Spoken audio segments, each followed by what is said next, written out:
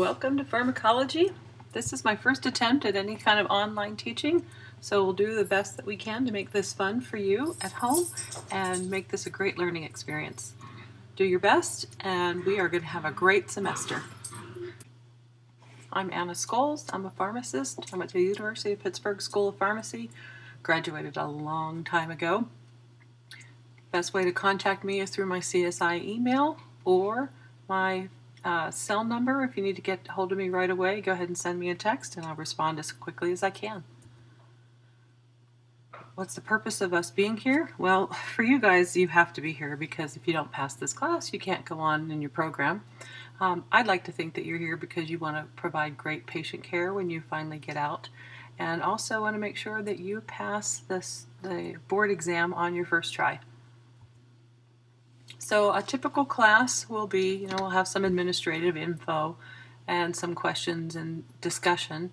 There'll be a quiz. Sometimes it's administered in class. Usually it'll be online.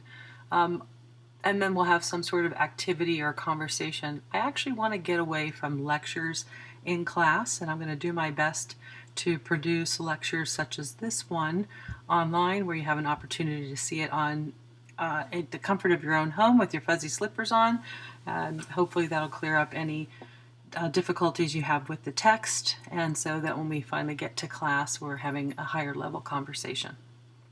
As far as class etiquette, you're going to need a cell phone or an iPad of some sort to do some of the class activities. However, I do not expect you to spend a lot of your time texting your friends about what you're doing that evening. So this is Chapter 1. We're going to talk a little bit about basic pharmacology, some drug information, how drugs get to market, some legislation, and a little bit about prescription writing. So pharmacology, why do you need this? Well, you're going to be interviewing patients about their history, their health history, which is going to include the medications that they take. You may be administering medications in the office. You may be calling in medications to pharmacists, and you're going to need to know how to do that. You may have an emergency in the office, and you're going to need to know which drugs are used when and why. Sometimes it's helpful in planning appointments, discussing prescriptions with your patients, and sometimes they also want some information about their non-prescription or herbal supplements, and you may not know all the answers to those questions, but you are going to know how to find them. Plus, pharmacology is fun, so we're going to do some lifelong learning in this class. This isn't in your book, but I wanted to include the patient's rights when it comes to medication. We talk about giving the drug to the right patient, and oftentimes you need to make sure that it is the right patient. Sometimes you use the birthday or some other identifying information to make sure that they are in fact the correct patient. You also want to make sure it's the correct medication at the right dose, given at the right time, via the right route, using the right technique, and also making sure that your documentation is correct. If you don't document it, you didn't really do it. We're going to speak a little bit right now about drug information references. Many physician and dentist offices have books in their office that they can look up medications. In this class, I would like it if we use a product called Hippocrates. It's free. It's an app that you could download on your phone or on your tablet, and we will be using it in class, and I think it will also be helpful for you when you have patients at clinic. One of the things I like about Hippocrates is it's portable, it's on your device, it's on your reading level, it's current, and it's user-friendly, and it does enable you to do effective patient teaching. The Food and Drug Administration is responsible for the approval of medication in the United States. They also designate whether a product will be prescription or over-the-counter, and they also look after direct-to-consumer marketing and post-marketing surveillance, which we're going to talk about here in a second. They help with the naming of drugs, both the generic name, which is the official non-proprietary name given to a drug before it's marketed. This stays with the drug throughout the lifetime of the medication. The trade name is a brand name that the brand name manufacturers use to try to promote their product. Sometimes, even when a product goes off patent, we'll still refer to a product using its brand name. For example, Keflex, because it's a lot easier to say and remember and spell than cephalexin. So even though you might communicate a brand name. Okay, here's a question for you. Which one of these represents a generic name? At some point we'll be able to do some online quizzing during these videos, but right now we'll just let you look at it. Okay, the answer is tissue, and you'll see that the T in tissue is not capitalized. That's your first clue, because brand names always start with a capital letter. So let's talk a little bit about drug development. It starts with the preclinical phase, usually done in animals. They are looking to see, if the animal lives with the product, if it's teratogenic, meaning if the offspring of the animal has any kind of problems. Most drugs fall out right in this preclinical stage. And then there's phase 1, phase 2, and phase 3 clinical trials, which we're going to get into here in a second. Then the manufacturer, once they feel like they have good data, supports a new drug application to the FDA. After that new drug application is approved, the drug is marketed, and there's a post-marketing surveillance. Something's called MedWatch, where anybody can actually report to the FDA side effects that were unexpected, so that the FDA can see whether or not that drug really should remain on the market. So specifically, phase 1 clinical trials really is looking at dosage range in normal, healthy human volunteers. In phase 2 clinical trials, they're looking for effectiveness. So those people have the disease, and they're looking to see if this product does any benefit. And in phase 3, those are double-blind, meaning neither the patient nor the prescriber knows if the patient is getting an active drug or placebo. Double-blind, placebo-controlled, multi-center trials. Once those phase 3 trials are completed, then that information is submitted to the FDA. Sometimes the drugs get approved, and after they're on the market for a while, they find that there is some problem and they get recalled. A Class 1 recall shows that there's a strong chance of a serious adverse effect. Class 2 recall is there is a chance of an adverse effect, and Class 3 is probably not going to cause harm, but the drug still needs to come off the market. So after a drug is marketed, then it goes into something called post-marketing surveillance. Again, there's that product called MedWatch, and we're all going to get online and see what the form is to submit a problem with a product. And this is just a way for them to see how that product reacts in a very large group of patients. Most clinical trials don't have that larger group of patients, so you don't see every drug side effect. So, question for you, what phase of clinical trials involves a multi-center double-blind placebo control? And that would be phase 3.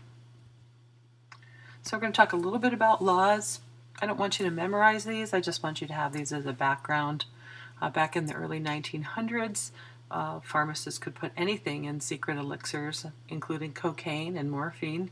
And as you can imagine, they were probably pretty good sellers, but patients didn't have any idea of what they were taking.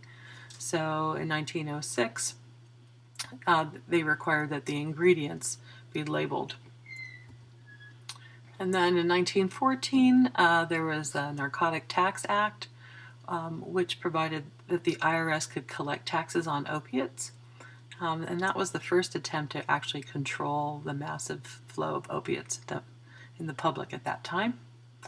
In 1938, there was the Federal Food, Drug, and Cosmetic Act, and that gave the FDA authority to require adequate testing for new drugs. Up until then, you could market just about anything. And then in 1951, they created a distinction between over-the-counter and legend or prescription drugs. And so a prescription drug needs to only be prescribed or only be given to a person with a valid prescription. And the emphasis here was actually on safety. Then in 1962, we started looking at efficacy, and so the manufacturer had to prove that the drug actually worked. And they also did some more close monitoring to look at teratogenicity. And here's a picture, this is my thalidomide baby picture of children whose mothers took thalidomide. while they were pregnant, and that resulted in a whole group of children being born with deformed limbs. Then in 1970, there was the Controlled Substance Act. This is when they started requiring the use of DEA numbers and keeping track of controlled substances. Then in 1970 was the Poison Prevention Act, and that required that there be locking caps on prescriptions unless the patient asked for them not to have a locking cap. I myself remember loving the taste of St. Joseph aspirin. Then in 1990 was the OBRA 90, the Omnibus Budget Reconciliation Act, and this was important for pharmacists primarily because it required pharmacists to counsel on all new prescriptions. It also had some pricing implications for the manufacturers. And in 2005 was the Combat Methamphetamine Epidemic Act, and this is why when you have a cold and you want to go to the pharmacy and get some Sudafed, why you have to show your ID now, and you have to you're only able to obtain a limited quantity of product. Then came HIPPA, the Health Insurance Portability and Accountability Act of 1996. And here on this slide it talks a lot about pharmacies, but you can replace pharmacy with any healthcare provider. And so it really is designed to protect the privacy of health information, and so that information is only provided to others that are in need of it to provide care to that patient. So with HIPAA too, sometimes information can be provided to public health entities, not directly associated with care with that patient, but may be involved in things, for example, like communicable diseases where the public health officials need to know about what's happening with a specific patient. Then came the Affordable Care Act, or Obamacare, and this is where we kind of are holding on to the roller coaster to see what happens with that. So another question for you: what's the federal law that's concerned with protecting a patient's health information? And that would be B, the Health Insurance Portability and Accountability Act. So let's talk a little bit about the DEA. It's part of the Department of Justice, and as we said, they administer the controlled substances, and that started back in 1970. DEA schedules. Schedule 1 is a high abuse, and you don't see prescriptions for it. You have to have special license to write prescriptions for a Schedule 1 product. So heroin would be an example of a Schedule 1. Schedule 2 also has high abuse potential, and we're going to talk a little bit about, there are some specifics on how those prescriptions must be written. And then there's 3s, 4s, and 5s. And as you go down, you find that the abuse potential also gets smaller. So Schedule 2 drugs. So if you're working with a dentist, let's say a designee may write the prescription, but the prescriber actually has to personally sign the prescription in ink. It has to be a written prescription. It cannot be telephoned into the pharmacy. There are some exceptions to this rule, but for the most part they must be written. There are never refills on C2 drugs. However, they can have multiple orders. Sometimes you have situations, and I'll use Medicaid as an example, they only require, or they only allow a 30-day supply, but the provider only sees the patient every 3 months. So the provider can write the prescription that could be filled immediately, and then one to be filled in 30 days and one to be filled in 60 days. So that's not the same as a refill, because there's actually 3 pieces of paper, 3 different prescriptions. Pharmacists have a tremendous amount of inventory requirements for C2s because these products are worth money on the street. So they have a high abuse potential. And you can't transfer a C2 prescription to another pharmacy. So 3s, 4s, and 5s, or 3s and 4s, prescriptions can be telephoned into the pharmacist. They can be refilled no more than 5 times in 6 months, and they can be transferred but only once. A controlled substance should not be prescribed for a family member of the prescriber. So a dentist can't call in a Tylenol with codeine for his wife or his child. And then C5 prescriptions, the only one that's really on the market right now is codeine, and there are some OTC codeine products. Most pharmacies don't make them widely available, but they will sell them to known customers. And there is a log that patients would have to fill out with their driver's license and their ID, so that's also kept under control, kind of like the Sudafed would be. So we're going to talk a little bit about writing prescriptions. If it's done correctly the first time, it saves you so much time, and it saves the pharmacist so much time.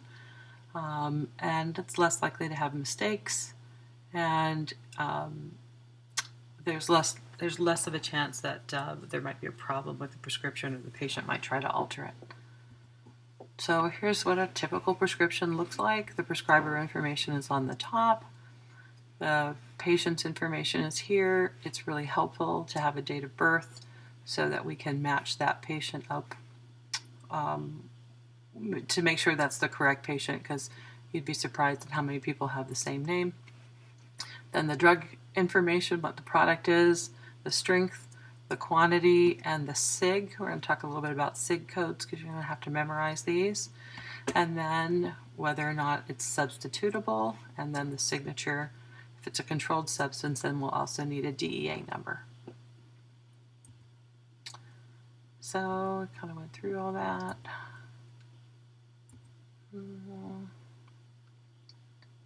So for prescription labels, just so that you know what you're looking at if a person brings in their prescriptions. So the prescription number is the unique identifier for that pharmacy. Then the patient's name, the SIG, the product, the quantity, and then the refill information, and the prescriber, and then the date that was filled, and if there are refills, the date it can be filled, the last date the prescription can be filled. So requirements for a valid prescription, you have to have, the patient has to be a patient of record. So in days gone by, prescribers would just call in prescriptions for their neighbors and friends. Now the requirement is that you have a chart for that patient, and they have been seen in your office. And that if a dentist is writing a prescription, that should be for a dental condition. If a dermatologist is writing prescription, it should be for a dermatology condition, so they're not outside their scope of practice. And here's my little picture of neighbors just trying to help each other out, but sometimes that's inappropriate.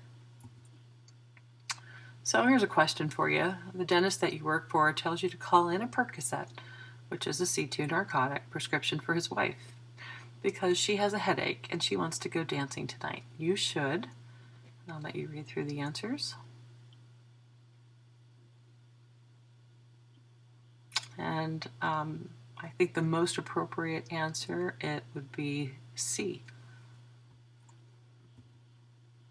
Okay, Dispense is written codes. I kind of glossed over that pretty quickly when I showed you that on an earlier slide. Most of the time,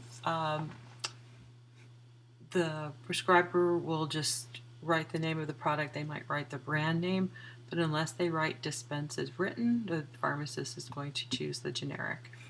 And most of the time, pharmacists will use the Dispense as written code as 0. If the prescriber writes brand medically necessary, then the pharmacist will use the Dispense as written code of 1.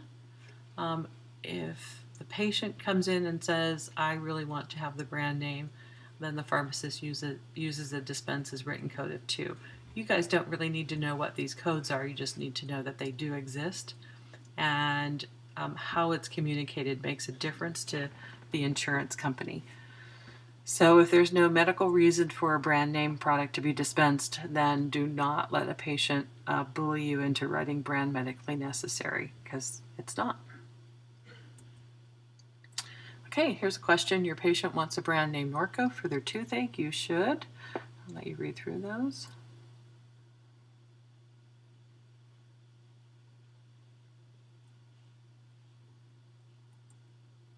And I think the best answer would be C.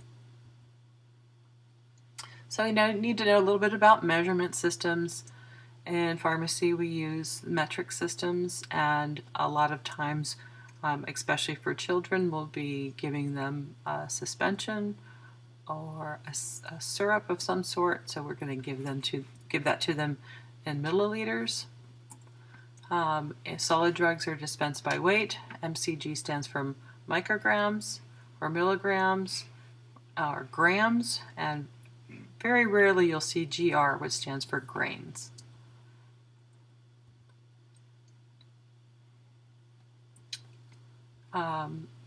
If a prescription is written for a liquid, usually we'll give the patient instructions to use a teaspoonful, which is the same as 5 mLs, or if it's a tablespoonful, that's 15 mLs. They should use a calibrated dosing cup and not just a regular teaspoon or a tablespoon, because it could give them the wrong dose. So abbreviations, you need to know these, and so the best way to do it is to write them down in your own handwriting. So PRN stands for pro rata, is as needed. A SIG is to write or label. So if someone says, what's the SIG? It's just, what's the directions? STAT means immediately. BID is twice a day. The best way to remember this is you ride a bicycle with 2 wheels. TID is 3 times a day. You can ride a tricycle. QID is 4 times a day, and that might be a quad. AC is before meals. PC is after meals, and HS is at bedtime. More abbreviations. PO is by mouth. SL, sublingual. NG, nasogastric.